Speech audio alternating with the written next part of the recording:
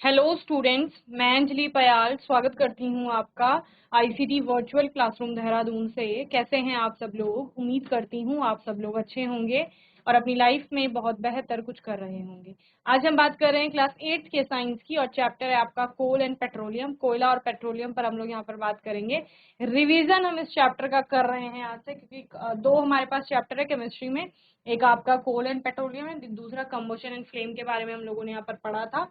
दोनों में हम लोगों ने यहाँ पर क्या किया था, कोल एंड पेट्रोलियम में पहले पूरा चैप्टर को अच्छे से समझे एक एक टॉपिक करके, देन हमने उसके क्वेश्चन आंसर्स करे थे। आज के सेशन में भी हम एक बार सारे टॉपिक्स को आपका देखेंगे क्या क्या टॉपिक्स हैं। तो कहाँ से कोल एंड पेट्रोलियम आपका स्टार्ट होता है? आपका रिसोर्सेज से,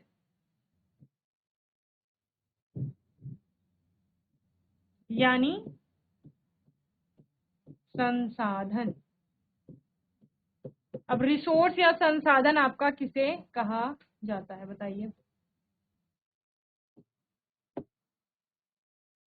रिसोर्स या संसाधन यहाँ पर क्या है? रिसोर्स या संसाधन प्रत्येक वो वस्तु कहलाएगी जो हमारी नीड्स को सेटिस्फाई कर रहा है या फुलफिल कर रहा है। क्या बोला मैंने? रिसोर्स या संसाधन प्रत्येक वो वस्तु संसाधन के अंतर्गत आएगी जो हमारी आवश्यकता की पूर्ति करता है। समझ रहे हैं? मेरी आवश्यकता है कि मुझे यहाँ पर लिखना है ताकि आपको वो पॉइंट समझ में आए, उसके लिए मैं इस पेन का यूज कर रही हूँ, यहाँ पर इस स्क्रीन का यूज कर रही हूँ। तो ये दोनों मेरे लिए यहाँ पर क्या है? संसाधन। क्यों? क्योंकि ये मेरी नीड को सेटिस्फाई कर रहे हैं। समझ रहे हैं ना? या यहाँ पर माइक्स लगे हैं जिससे आपको सुनाई दे रहा है, तो वो हमारी नीड्स को फुलफिल कर रहे हैं। ठीक है ना? हमारी नीड क्या थी? हमारी नीड थी पढ़ाना। यहाँ पर आपकी नीड है पढ़ना। समझ रहे हैं? तो आपने पढ़ने के लिए इस मीडियम का यूज किया है, तो ये आपके लिए रिसोर्स है, एक संसाधन है। ठीक है ना? आप स्कूल का यूज कर रहे हैं, बुक्स का यूज कर रहे हैं, अपने पेन पेंसिल, तो वो सारी चीज रिसोर्स के अंतर्गत आएगी, यानी कि संसाधन के अंतर्गत आएगी। ठीक है ना? हम सांस ले, हमारे शरीर को सांस लेना है जीवित रहने के लिए, और उसके लिए वो ऑक्सीजन का प्रयोग कर रहा है जो कि वायु में उपस्थित है। तो वायु आपका संसाधन है, ऑक्सीजन उसके अंतर्गत आ रही है। हमें प्यास लगती है, हम पानी पीते हैं, वो पानी हमारा संसाधन है। हमें भूख लगती है जब, तो हम भोजन का प्रयोग कर रहे हैं, वो हमारा संसाधन के अंतर्गत आएगा। खाना बनाने के लिए लकड़ियों का प्रयोग कर रहे हैं, वो संसाधन है। गैसेस का प्रयोग कर रहे हैं, वो संसाधन है। गाड़ी हम लोग चलाते हैं, व्हीकल, उसमें हम लोग जितने भी आपका एनर्जी फ्यूज का यूज कर रहे हैं, वो सारे हमारे संसाधन हैं। तो प्रत्येक वो वस्तु, चाहे हमारा पेन पेंसिल से लेकर के और हम जो फ्यूज तक चले, वो सारी चीजें, हमारे वस्त्र, हमारा भोजन, जिस भी चीज का हम प्रयोग कर रहे हैं अपनी आवश्यकता की पूर्ति के लिए, वो किसके अंतर्गत आएगा? संसाधन के अंतर्गत आएगा आपका। ठीक है ना? चलिए, तो अभी अगर पूछा जाए संसाधन क्या है, तो आप क्या लिखेंगे? बताओ, क्या लिखेंगे?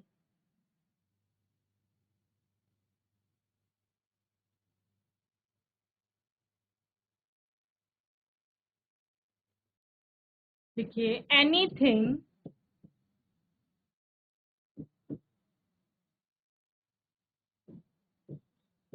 that has anything that has some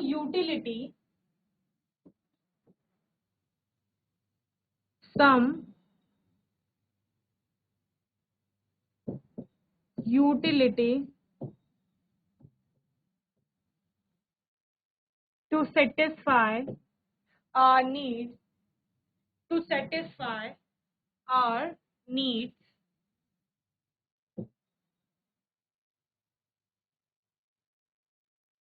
is known as a is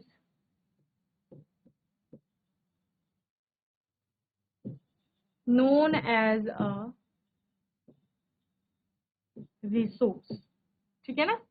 anything, कोई भी चीज, ठीक है ना, जो हमारी आवश्यकता की पूर्ति कर रहा है, जो हमारे उपयोग में आ रहा है, उसको क्या कहा जा रहा है? संसाधन आपका कहा जा रहा है। ठीक है ना? लिखिए, प्रत्येक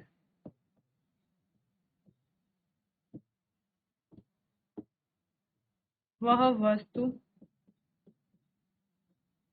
या कोई भी वह वस्तु जो हमारी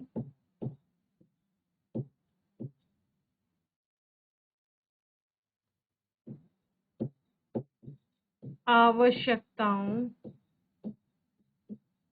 जो हमारी आवश्यकताओं की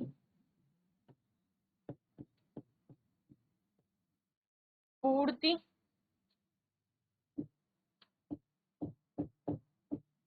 करता है या पूर्ति करने के लिए उपयोग में आता है संसाधन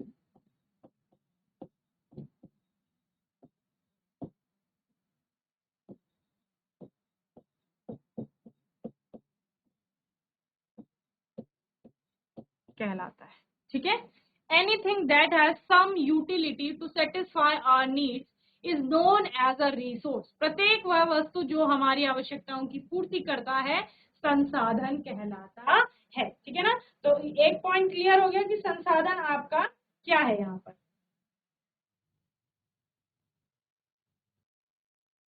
ठीक है, तो इसमें आपके एग्जाम्पल्स में क्या क्या आएंगे?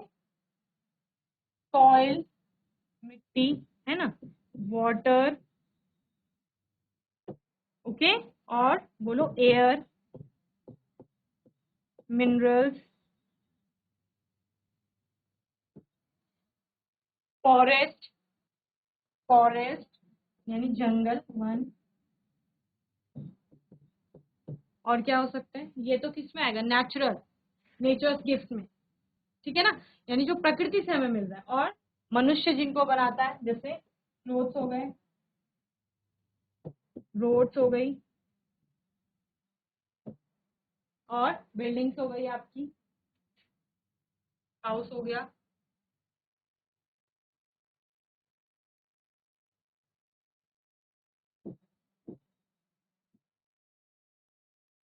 बिल्डिंग्स, और बुक्स हो गई,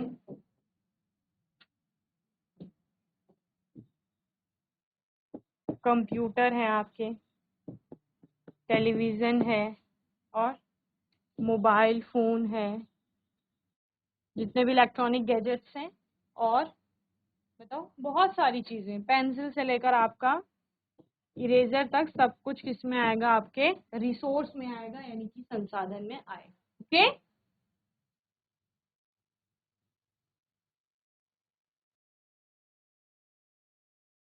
ठीक है। अब जो भी आपका रिसोर्स होगा उसके लिए हमने क्या बोला? यूटिलिटी है कुछ, दैट हैज सम यूटिलिटी, कुछ ना कुछ उसकी उपयोगिता है। ठीक है, और उस उपयोगिता के कारण उसकी कोई ना कोई, उसका कोई मूल्य होगा। ठीक है ना, अब मूल्य, वैल्यू हम उसे बोल सकते हैं, है ना, उसकी कोई ना कोई वैल्यू होगी। अब मूल्य आपका पैसे से भी हो सकता है कि उसकी इकोनॉमिक वैल्यू कुछ होगी, जैसे कि मिनरल्स जो है यहाँ पर, उसकी बहुत ज्यादा इकोनॉमिक वैल्यू होगी। खनिजों की जो है आपका, जैसे बहुत सारे खनिज होते हैं, लोहा है, तांबा है, आपका कोई भी मेटल है सपोज, तो उसकी इकोनॉमिक वैल्यू है आपकी। ठीक है ना, लेकिन वहीं पर अगर आप एयर की बात करें तो इकोनॉमिक वैल्यू नहीं है, लेकिन वैल्यू मिनरल से भी अधिक होगी, लेकिन इकोनॉमिक वैल्यू उस केस में नहीं है। तो वैल्यू अलग अलग तरह से हो सकती है, जरूरी नहीं है कि इकोनॉमिक ही हो।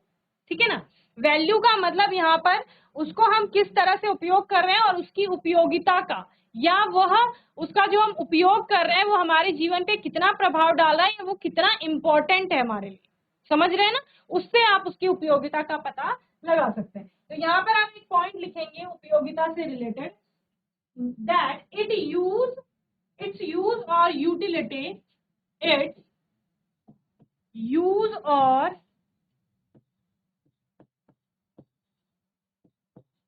Utility gives it a value।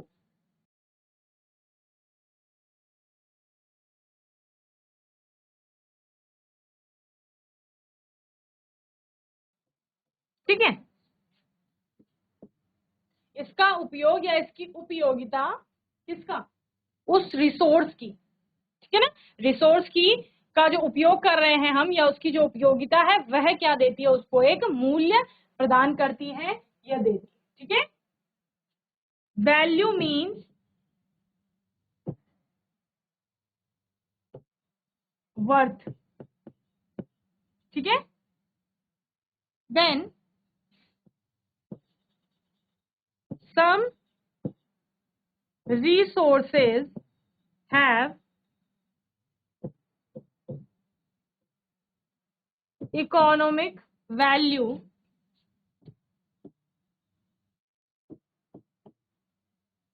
some do not। ठीक है, कुछ जो आपके रिसोर्स हैं उनकी इकोनॉमिक वैल्यू है, जैसे मैंने कहा कि उनका मूल्य हम पैसे में देख रहे हैं, ठीक है ना। वहीं पर कुछ कुछ ऐसे हैं जिनका कोई आर्थिक मूल्य नहीं होगा, समझ रहे हो। जैसे हमने एयर की बात की तो इकोनॉमिक वैल्यू नहीं है, और जो वैल्यू बहुत ज्यादा है, अगर हम वैसा वैल्यू देखें उसकी कि कितना प्रभाव डालेगी वो हमारे जीवन में, तो एयर के बिना जीवन ही नहीं है, वाटर के बिना जीवन नहीं है। लेकिन इकोनॉमिक वैल्यू अगर मेटल या मिनरल से देखें तो कम है वो, समझ रहे हैं। तो इस प्रकार से वैल्यू को आपका बांटा गया है यहाँ पर। दूसरा, अगर हम टाइप्स देखें रिसोर्सेज के, ये 2 पॉइंट इंपॉर्टेंट है आपका। टाइप्स की बात करें, प्रकार, तो बताइए रिवीजन में तो आप बताएंगे ना मुझे कितने प्रकार हैं, बताइए कितने प्रकार होंगे रिसोर्सेज के, कितने प्रकार हैं मुख्य रूप से। मुख्य रूप से मैंने आपको 2 ही प्रकार यहाँ पर समझाए थे, लेकिन 3 प्रकार होते हैं, ठीक है ना। 2 प्रकार को हमने डिटेल में समझा था, लेकिन होते कितने हैं यहाँ पर, 3 प्रकार होते हैं, जिसमें से आपका एक आया था नेचुरल रिसोर्स, प्राकृतिक संसाधन, किसके टाइप, रिसोर्सेस के या रिसोर्स के टाइप। दूसरा आपका क्या आया था, मैन मेड या ह्यूमन मेड आप कह सकते हैं, ठीक है। और तीसरा क्या आया था, ह्यूमन ही आया था, वो भी अपने आप में रिसोर्स का टाइप, ठीक है ना। अब बोलेंगे सारे ह्यूमन तो एक जैसे ही हैं, लेकिन सबकी क्षमताएं अलग है ना, तो उसके हिसाब से वो अलग अलग तरह से हम उनको देखेंगे। हम देखते हैं कि दो लोग मिलकर के जितना काम कर रहे हैं उतना ही काम 4 लोग भी मिलकर के कर रहे हैं, तो वो एज अ रिसोर्स दोनों वहां पर बदल जाएंगे। ओके,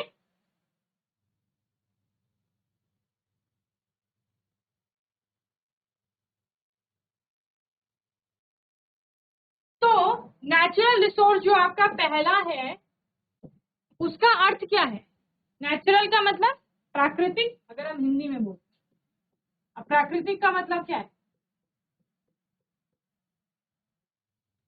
प्राकृतिक का सिंपल सा मतलब है जिसे हम प्रकृति से ले रहे हैं, जो हमें प्रकृति से मिल रहा है और उसको हम एज इट इज यूज कर रहे हैं।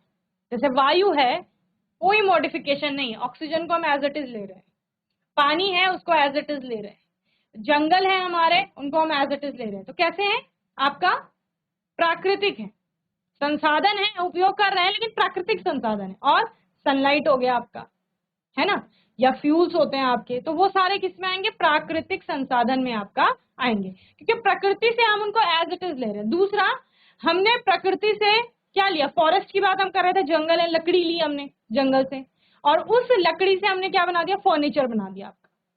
तो वो क्या हो जाएगा, वो आपका मैन मेड हो जाएगा, जिसको मनुष्य बना रहा है। ये क्या हो गया, मानव निर्मित या कृत्रिम भी इसको कहा जाता है।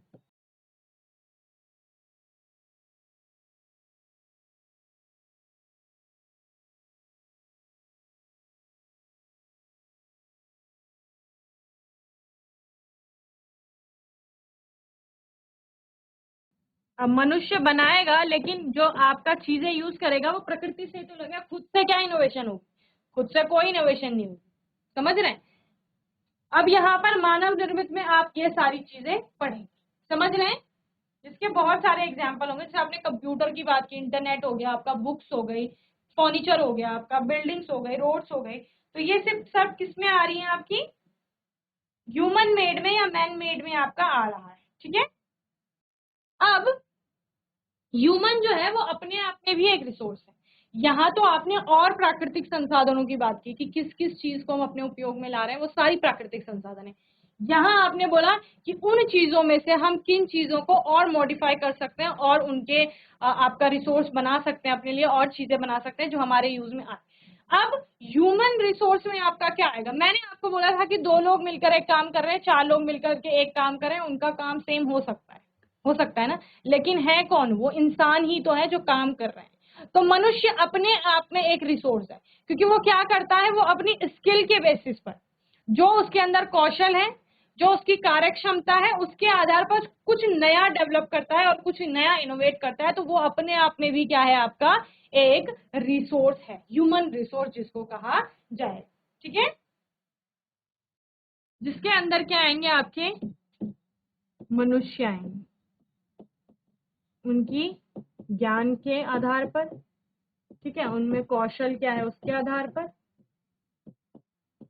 वो नया कुछ आपका डेवलप करेंगे। यहाँ पर हम बात करेंगे नेचुरल रिसोर्सेज की, क्योंकि उसी के अंतर्गत हमने किसको पढ़ना है, कोल एंड पेट्रोलियम को पढ़ना है। तो नेचुरल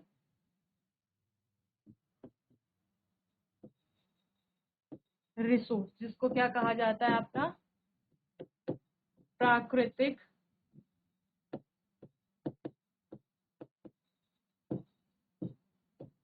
संसाधन कहा जाता है। ठीक है ना।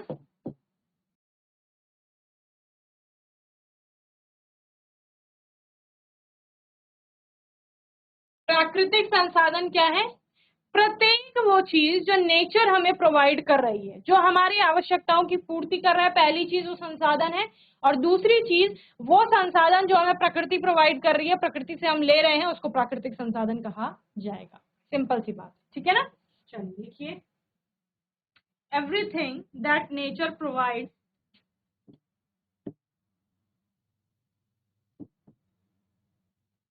everything that nature provides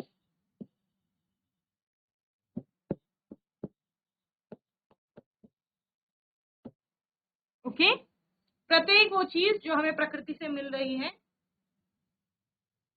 वो क्या कहलाएगी, आपका नेचुरल रिसोर्स कहलाएगी। प्रत्येक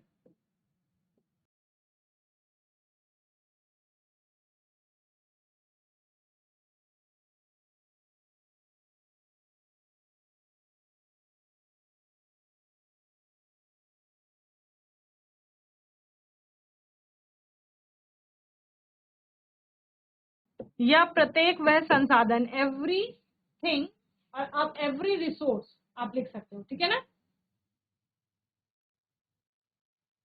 that is provided by nature और that provide that nature provide. चल, अब इनको भी ब्रॉडली आपका कैटेगराइज किया जाता है दो में। दो को हम मेन रूप से यहाँ पर पढ़ते हैं, वैसे आप कई तरीके से पढ़ते हैं, जैविक अजैविक पढ़ते हैं, नवीकरणीय गैर नवीकरणीय पढ़ते हैं, लेकिन यहाँ पर हम देखते हैं कि कौन से समाप्त हो रहे हैं और कौन से समाप्त नहीं हो रहे हैं, तो उनको ब्रॉडली कैटेगराइज किया जाता है आपका दो में। पहला आपका है यहाँ पर, फर्स्ट लिखिए, इनएग्जॉस्टिबल नेचुरल रिसोर्स।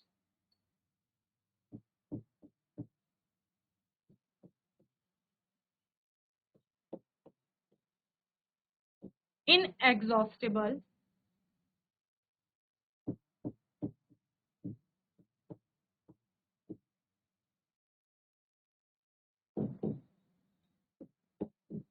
नेचुरल और रिसोर्स, ठीक है ना, यानी अक्षय प्राकृतिक संसाधन।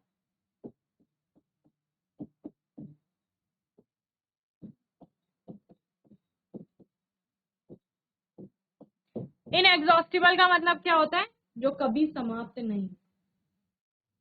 ऐसे संसाधन भी हैं कि हम उनका उपयोग करते ही जा रहे हैं लाखों करोड़ों वर्षों से, और आपका वो समाप्त नहीं हुए अभी तक, और भविष्य में भी उनकी संभावना नहीं है कि वो समाप्त हो जाए, तो उनको किस में रखेंगे, अक्षय। अ का मतलब नहीं, क्षय का मतलब समाप्त होना, तो यानी कि ऐसे संसाधन जो कभी समाप्त नहीं होंगे उनको हम अक्षय प्राकृतिक संसाधन आपका कहेंगे। बताओ बताओ, एग्जाम्पल क्या होगा, जैसे जैसे सूर्य का प्रकाश कभी आपका समाप्त नहीं होगा। लिखिए, सनलाइट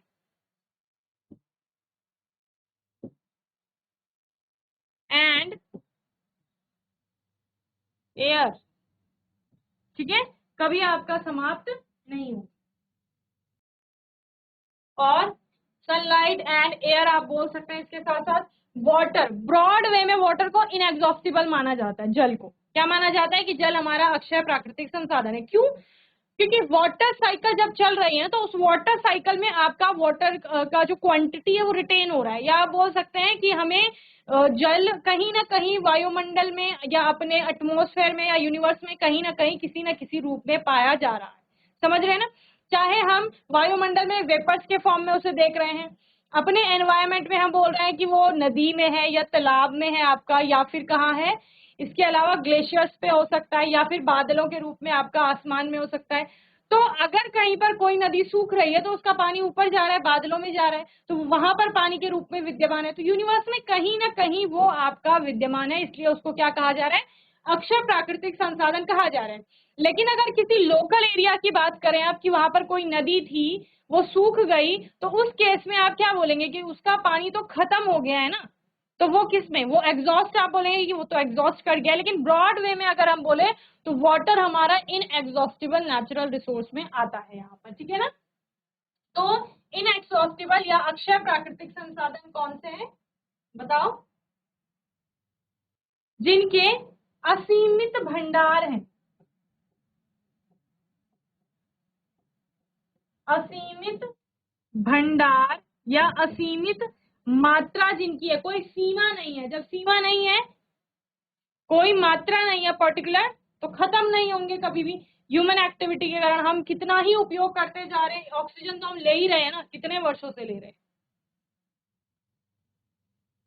25-26 ईयर से मैं ऑक्सीजन ले रही हूँ आपका, उससे ज्यादा ईयर से, उससे कम 10-12 साल से आप भी ऑक्सीजन ले रहे होंगे, है ना? या हमारे जो पेरेंट्स हैं वो कितने सालों से ले रहे हैं, great great great grand parents हमारे हैं, वो कितने सालों से ले रहे हैं। या मनुष्य जब धरती पर आया तो कितने लाखों वर्षों से आप लोग देख रहे हो कि वो ऑक्सीजन को ले रहा है या एयर का यूज कर रहा है, लेकिन अभी तक उसकी मात्रा खत्म नहीं हुई है ना? तो इनएग्जॉस्टिबल है नेचर।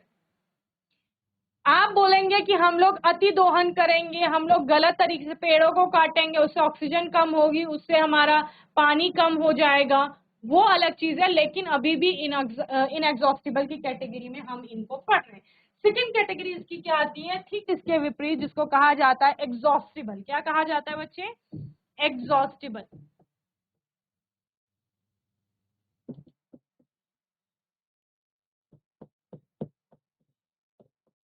एग्जॉस्टिबल नेचुरल रिसोर्स, ठीक है ना? जिसको कहा जाता है क्षय प्राकृतिक संसाधन। क्षय का मतलब क्या होता है बच्चे? समाप्त हो जाना। क्षय प्राकृतिक संसाधन, तो क्षय जिसका नाम ही है, समाप्त होने वाले प्राकृतिक संसाधन भी इसको आपने पढ़ा था, जो समाप्त हो जाएंगे एक समय के बाद। जैसे क्या हो जाएंगे? मिनरल्स आपका समाप्त हो जाएंगे, तो इनके क्या होंगे? इनके सीमित भंडार होंगे, सीमित मात्रा में ये हमारे पास उपलब्ध है, इसलिए। या फिर ये कैसे होंगे? नॉन रिन्यूएबल होंगे, यानी कि इनको रिन्यू नहीं किया जा सकता आपका, ये बहुत जल्दी रिप्लेनिश नहीं है, यानी कि बहुत जल्दी नहीं बनते हैं, बहुत लाखों करोड़ों वर्ष लग रहे हैं इन संसाधनों को बनने में। जैसे फ्यूल्स आपके आते हैं तो उनको बनने में बहुत लाखों साल लग रहे हैं, है ना? तो वो आपका किसमें आएंगे? क्षय प्राकृतिक संसाधन में आएंगे। तो एग्जाम्पल आपका क्या हो गया यहाँ पर? मिनरल्स हो गया, और वाइल्ड लाइफ हो गई, है ना? और ह्यूमन इसी में आएंगे, और क्या आएंगे? फॉरेस्ट आएंगे आपके, और क्या आएंगे? फ्यूल्स आएंगे, जिनमें फॉसिल फ्यूल की बात करेंगे हम लोग।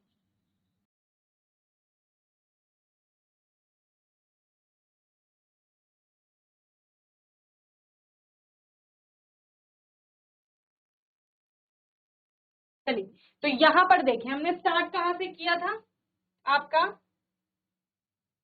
संसाधन से हम लोगों ने स्टार्ट किया था। तो संसाधन आपने बोला कि मैम कोई भी चीज जो हमारी नीड्स को सेटिस्फाई कर रहा है, फुलफिल कर रहा है, यानी हमारी आवश्यकता की पूर्ति कर रहा है, हम उसको रिसोर्स यानी संसाधन मानेंगे। चाहे हमारा पेन है, हमारी बुक है, हमारा लैपटॉप है, मोबाइल है, हमारे कपड़े हैं, हमारा भोजन है, जल है, हमारा पानी हो गया, एयर हो गया, बिल्डिंग्स हो गई, रोड्स हो गई, स्कूल है, हमारी क्लासरूम है, टेबल चेयर, हमारा बोर्ड है, हमारे आगे लगी हुई आपका एलईडी पैनल है, या फिर सीपीयू है, मॉनिटर है, जो भी आपके आसपास चीजें हैं, किसी न किसी रूप में आपकी आवश्यकता की पूर्ति कर रहे हैं, वो आपके लिए संसाधन है, यानी कि रिसोर्स है। उसमें हम खुद भी रिसोर्स का एक टाइप है। मनुष्य भी आपका एक क्या है, संसाधन होता है, ठीक है ना। फिर हमने बोला इन सभी चीजों को अगर हम कैटेगराइज करें या टाइप्स में डिवाइड करें तो हमने मुख्य रूप से 3 यहाँ पर देखे, जिसमें नेचुरल रिसोर्स की बात की, मैनमेड की बात की और ह्यूमंस की बात की, ठीक है ना। नेचुरल रिसोर्सेज वो रिसोर्सेज थे जो हमें कहा प्रकृति से हमें एज इट इज मिल रहे हैं, उनमें हम कोई छेड़खानी नहीं कर रहे हैं, कुछ नहीं कर रहे, जैसे जल ले रहे हैं, फॉरेस्ट का आपका लकड़ी ले रहे हैं सपोज, या फिर आपका एयर हो सकता है, सनलाइट हो सकता है, तो ये सारा नेचुरल रिसोर्स में आएगा। फिर उनमें कुछ मॉडिफिकेशन कर रहे हैं, कुछ चेंजेस ला रहे हैं और उसके बाद हम उनको यूज कर रहे हैं, तो वो मैन मेड के अंतर्गत आ रहे हैं। आपने लकड़ी उठाई जंगल से और फिर उसको क्या कर दिया, फर्नीचर में बना चेंज कर दिया, ठीक है, वो आपका क्या हो गया, मैन मेड हो गया। और पेड़ों की छाल ली, उससे पेपर बना लिए, वो आपका मैन मेड में हो गया। समझ रहे हैं, आपने फाइबर लिया वहां से, उससे फैब्रिक बनाया, उससे कपड़े बनाए, वो मैन मेड में आ गया। तो इस तरह से वो मैन मेड रिसोर्स में है। फिर हमने क्या बोला, हम क्योंकि अपनी नॉलेज और स्किल के कारण बहुत सारे डेवलपमेंट कर रहे हैं, बहुत सारी चीजें नई बना रहे हैं, तो हम भी अपने आप को एक रिसोर्स के अंतर्गत पढ़ते हैं कि मनुष्य भी एक क्या है, संसाधन है यहाँ पर। देन क्योंकि नेचुरल रिसोर्स को हम आगे लेके चलते हैं, जिसको ब्रॉडली कैटेगराइज किया गया इनएग्जॉस्टिबल और एग्जॉस्टिबल में। इनएग्जॉस्टिबल जिनका असीमित भंडार है, जिनको अक्षय प्राकृतिक संसाधन कहा जा रहा है, सनलाइट हो गया, एयर हो गया, वाटर हो गया, ये सारे अक्षय प्राकृतिक संसाधन में आते हैं। दूसरा एग्जॉस्टिबल नेचुरल रिसोर्स, जो कि कभी भी आपका समाप्त हो सकता है, क्योंकि उसका सीमित भंडार है हमारे पास, सीमित आपका मात्रा या लिमिटेड क्वांटिटी में है उसकी सप्लाई हमारे पास, तो इस वजह से वो कभी भी समाप्त हो जाएगा। जिसमें आपका क्या आएंगे, मिनरल्स, वाइल्ड लाइफ, ह्यूमन हो गए, फॉरेस्ट हो गए, फ्यूल, फॉसिल फ्यूल हो गए हमारे, ठीक है ना।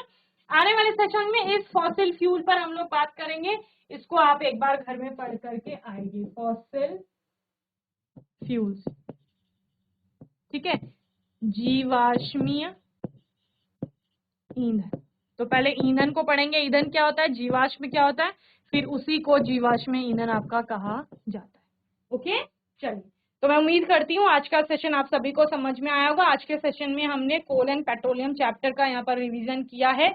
कोई डाउट होगा, क्वेश्चन होगा, आने वाले सेशन में आप लोग पूछ लेंगे। और तब तक के लिए आईसीटी वर्चुअल क्लासरूम से जुड़ने के लिए धन्यवाद।